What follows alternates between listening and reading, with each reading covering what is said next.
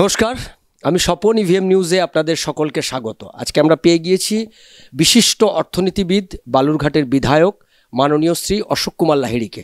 আমরা অশোকবাবুর কাছে সরাসরি যে প্রশ্নটা করব, আগামী বাজেট অধিবেশন আর কিছুদিন পরেই রাজ্য বাজেট অধিবেশন, আর সেই রাজ্য বাজেট অধিবেশনের আগে লক্ষ্মীর ভাণ্ডার, যেটা সবথেকে চর্চিত বিষয় 2026-এর বিধানসভা নির্বাচনে, এই লক্ষ্মীর ভাণ্ডারেই কুপকাত করে দিতে পারে বিরোধীদের বলে এরকম একটা চর্চা রাজ্য রাজনীতিতে আছেই।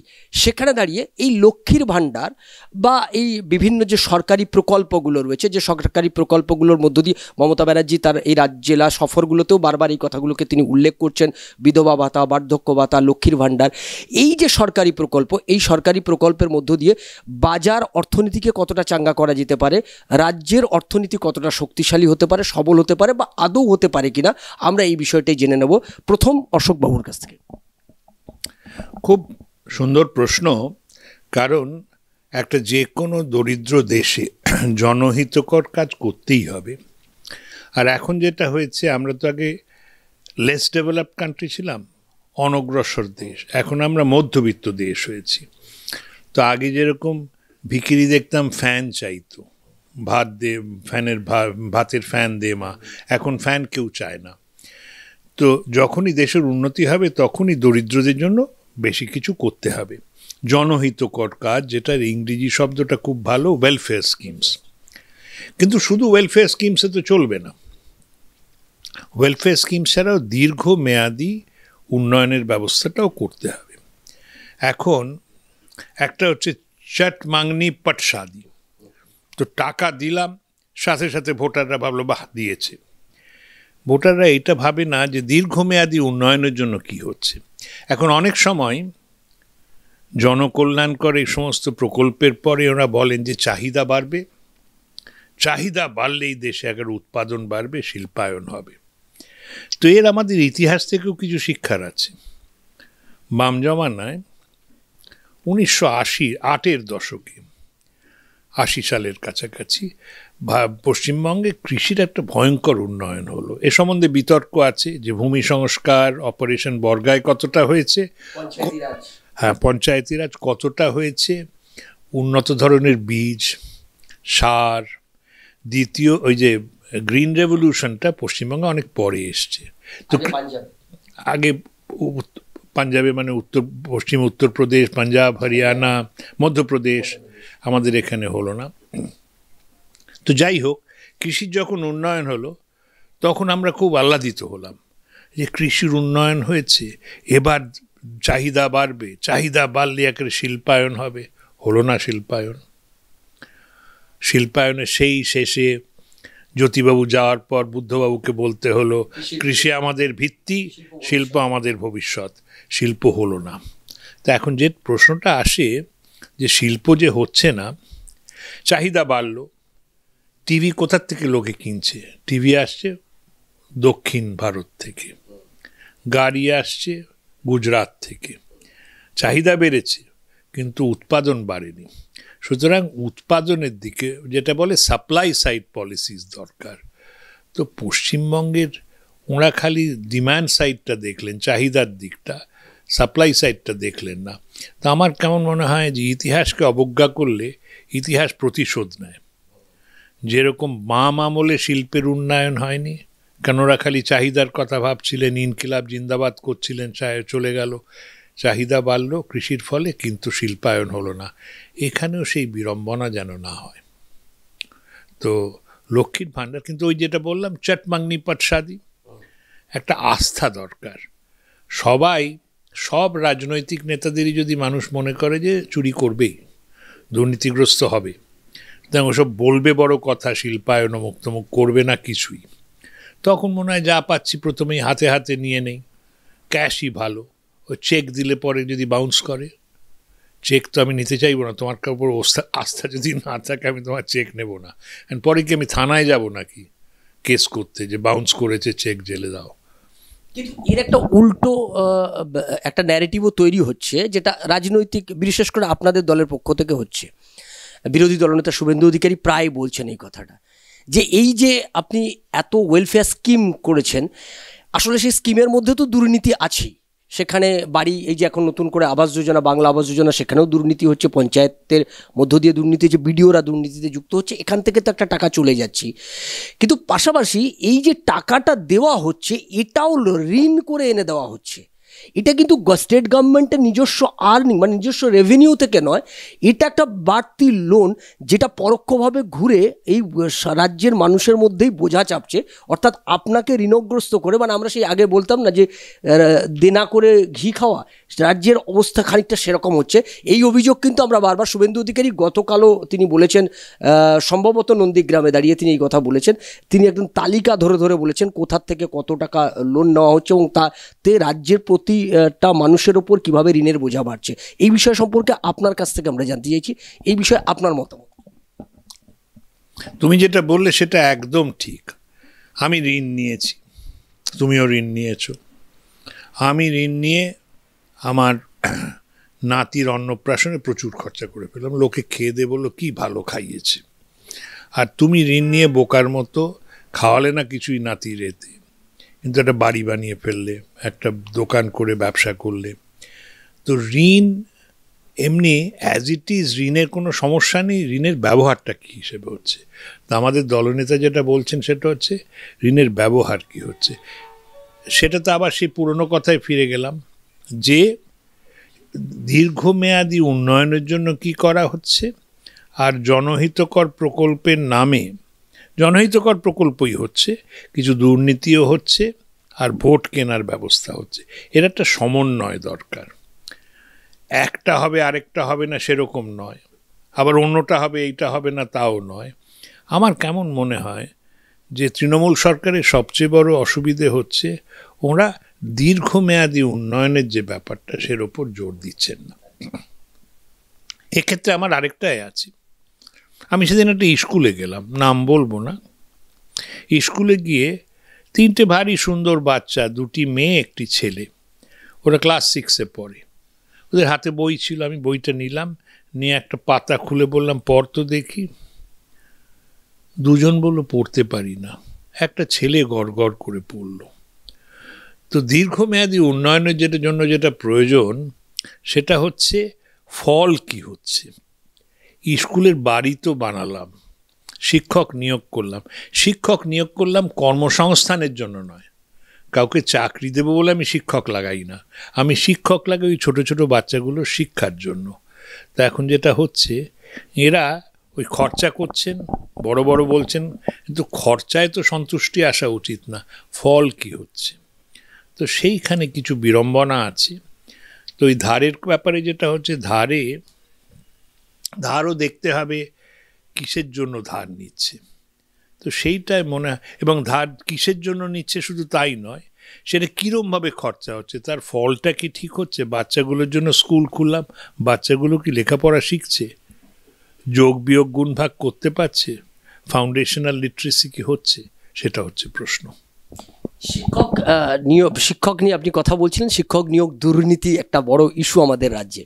আমি ঠিক এই দুর্নীতি ইস্যুতে আমাদের রাজ্যের মানুষের মনে একটা প্রশ্ন তৈরি হয়েছে যে এই যে এত বিপুল দুর্নীতি, কারুর বাড়িতে 50 কোটি, কারুর বাড়িতে 200 কোটি, এরকম বিভিন্ন শব্দ আমাদের সামনে আসছে। বাংলার মানুষ এগুলো তো অভ্যস্ত ছিল না, এখন অভ্যস্ত হয়ে উঠছে ক্রমশ। এত বিপুল দুর্নীতি, এই দুর্নীতি কি আমাদের এই টাকা আবার বিদেশেও পাচার হয়েছে, দুবাই টুবাই ইত্যাদি হোটেল টোটেল সমস্ত লিস্ট আসছে, তালিকা আসছে, বিদেশি বান্ধবীদের অ্যাকাউন্টে চলে গেছে টাকা, বিপুল টাকা গেছে।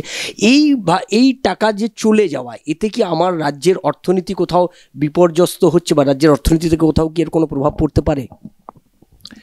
নিশ্চয়ই পড়বে, কারণ টাকাটা বিদেশে গেলে যেখানে থাকছে তারা সেখানে বিনিয়োগ করবে।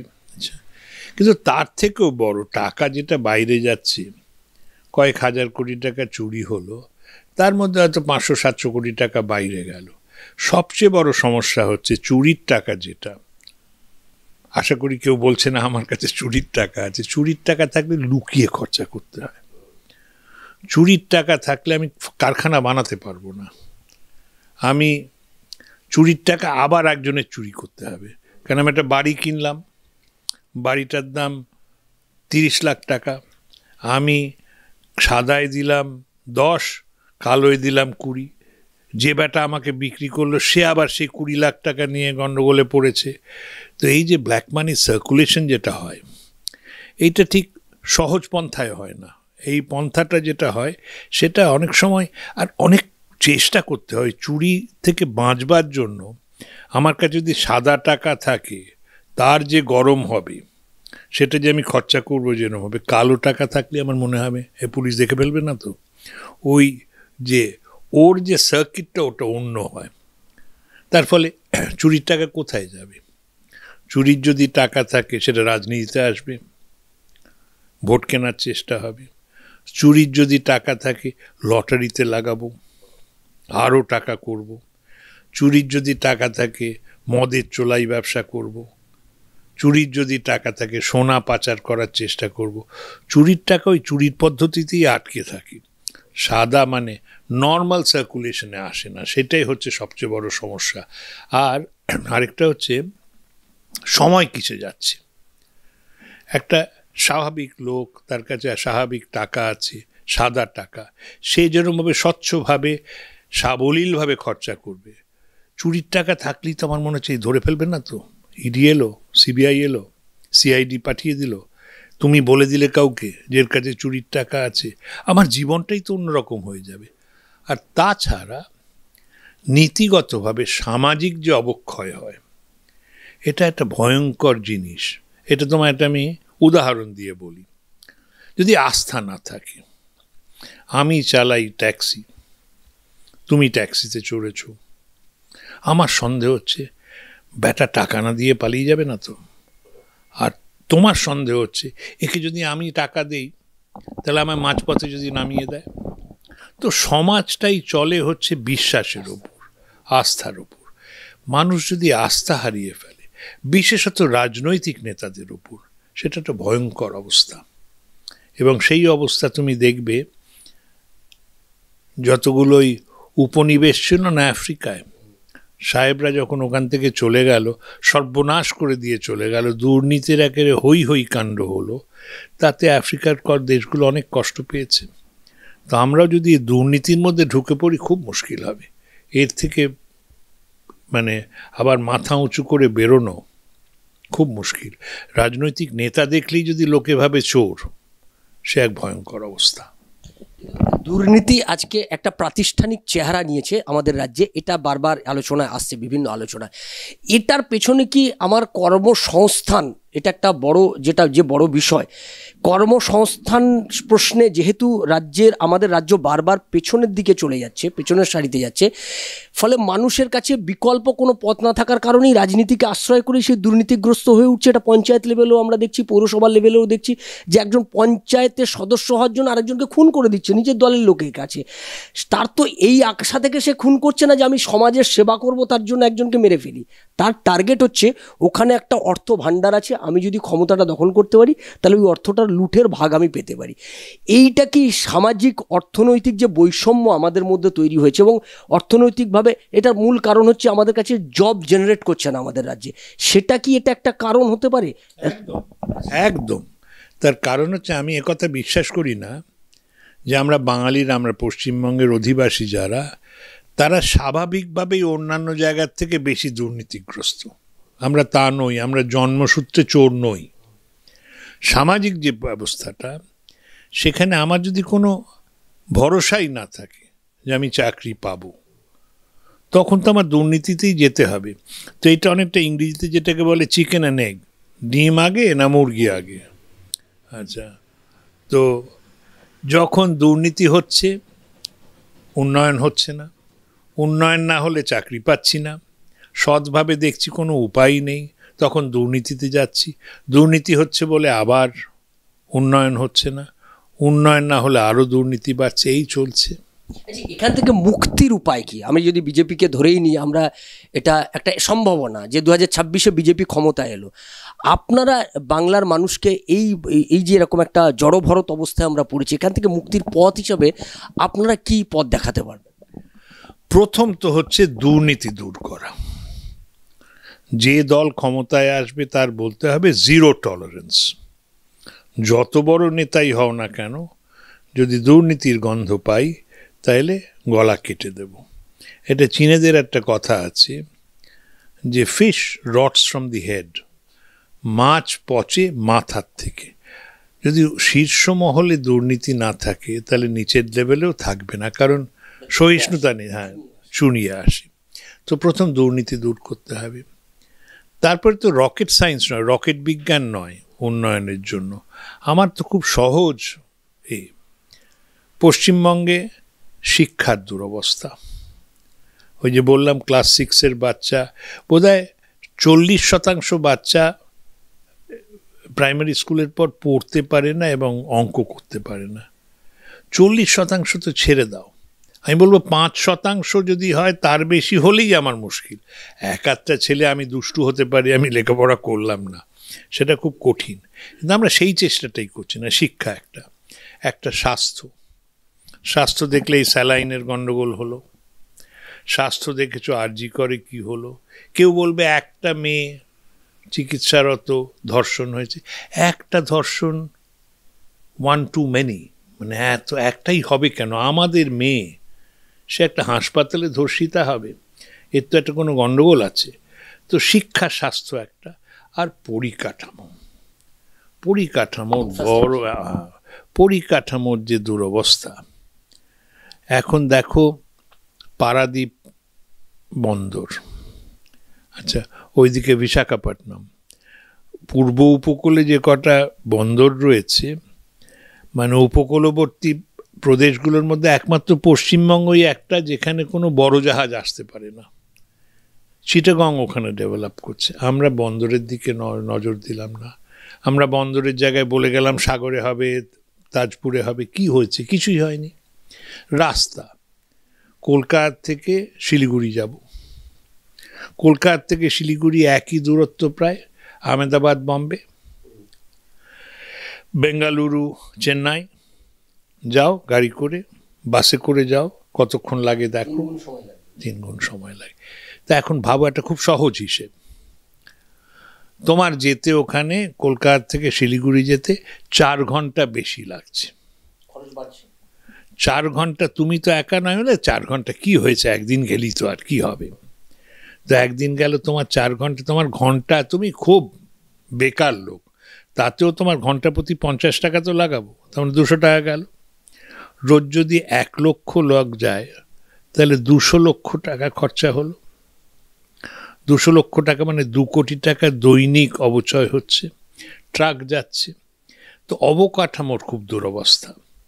আর অবকাঠামোর মধ্যে আরেকটা হচ্ছে, পশ্চিমবঙ্গের জনঘনত্ব অনেক বেশি, জানো, প্রায় 1,500 মতো। সেখানে ভারতবর্ষ হচ্ছে 300-350 মতো। এত কম জমি, এত আমরা লোক, আমাদের শিল্পায়ন একান্ত প্রয়োজন। কিন্তু শিল্পায়নের জন্য যেটা দরকার সেটা হচ্ছে নগরোন্নয়ন,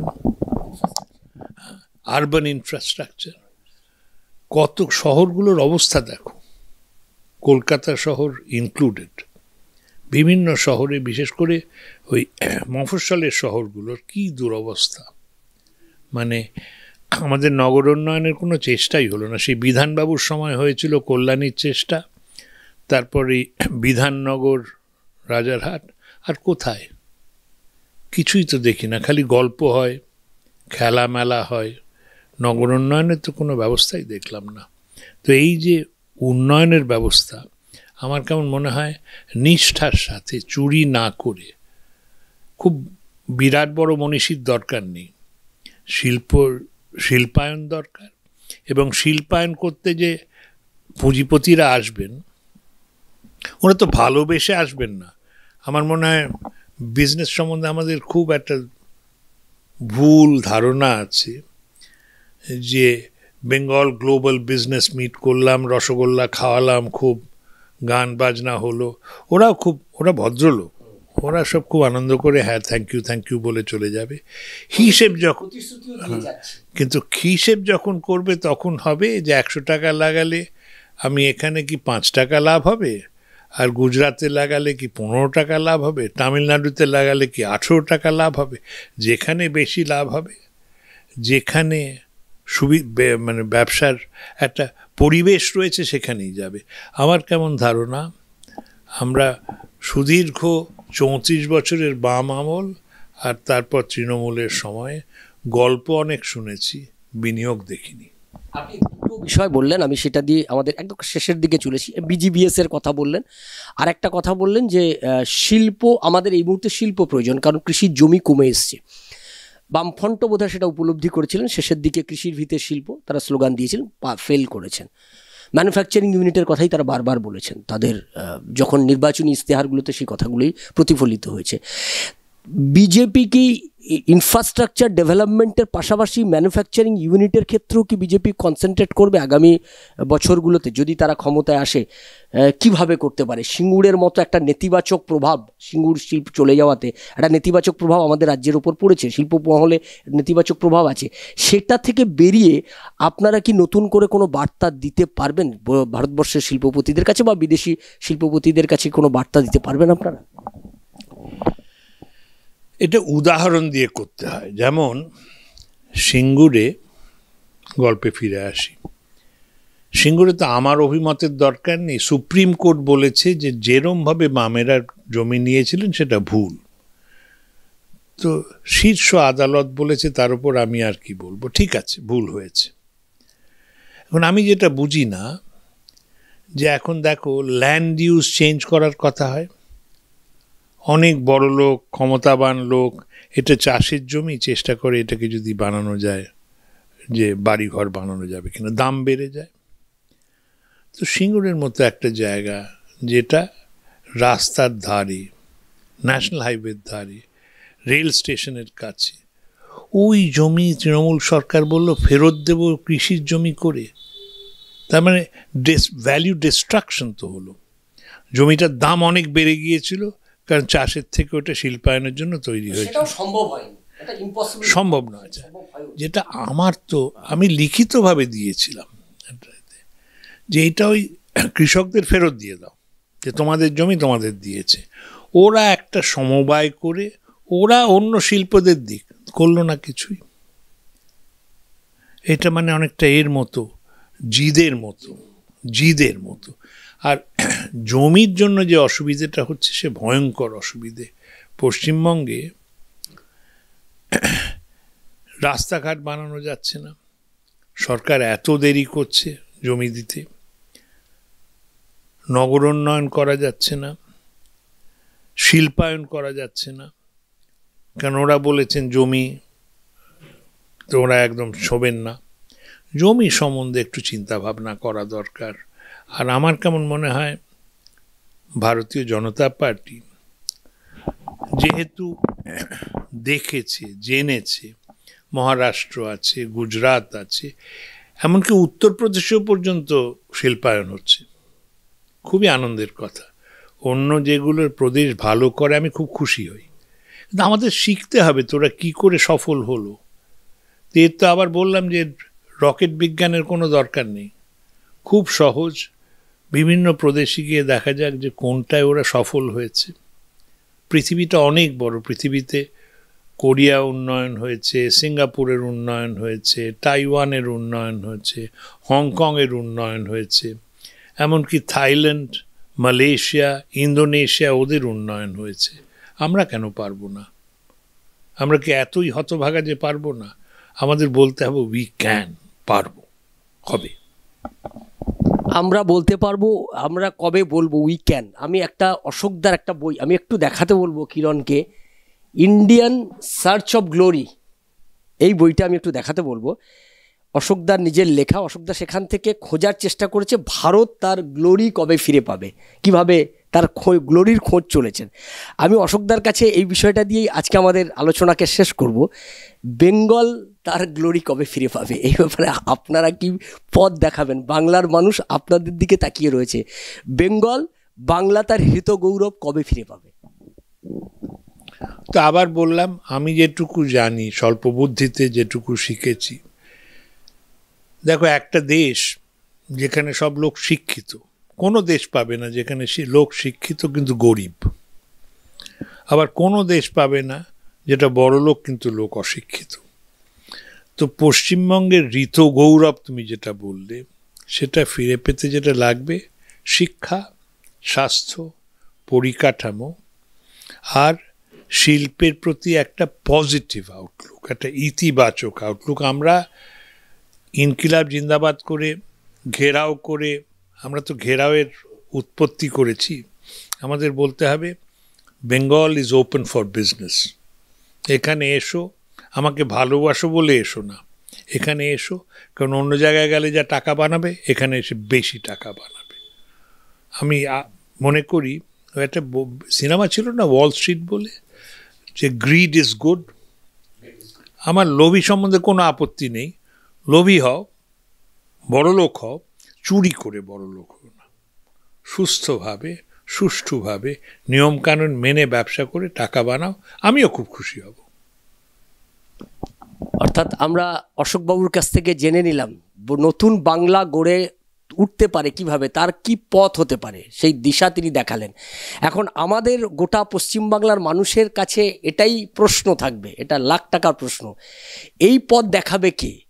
তৃণমূল কংগ্রেস যারা সরকারে রয়েছেন 2026-এ এটার কি নিষ্পত্তি হবে যে যারা এই পথ দেখাতে পারবেন তারাই কি পশ্চিমবাংলার ক্ষমতায় আসবে, নাকি পশ্চিমবাংলা এই একই পথে চলতে থাকবেন, যে পথে, যে আধারের পথে আমরা ক্রমশ হেঁটে চলেছি, আধারের দিকেই আমাদের ক্রমশ আমাদের যাত্রা, সেই যাত্রায় অব্যাহত থাকবে, নাকি সেখান থেকে নতুন আলোর পথ আমরা পাবো? যদিও কবিগুরু বলেছিলেন আধারের গভীরতা যত বাড়ে দিনের আলো ফুটে ওঠার সম্ভাবনা তত বাড়ে। আমরা নজর রাখবো অশোকদার কথায়, সেই দিনের আলোর দিকে আমরা এগিয়ে যেতে পারি কিনা, আলোর পথযাত্রী আমরা হতে পারি কিনা, সেদিকে আমাদের নজর থাকবে, আপনাদের নজর থাকুক। ইভিএম নিউজের পর্দায় আমি এবং অশোকদা আমরা আপাতত বিদায় নিচ্ছি আপনাদের থেকে। নমস্কার। ইভিএম নিউজ আপনার কথা বলে।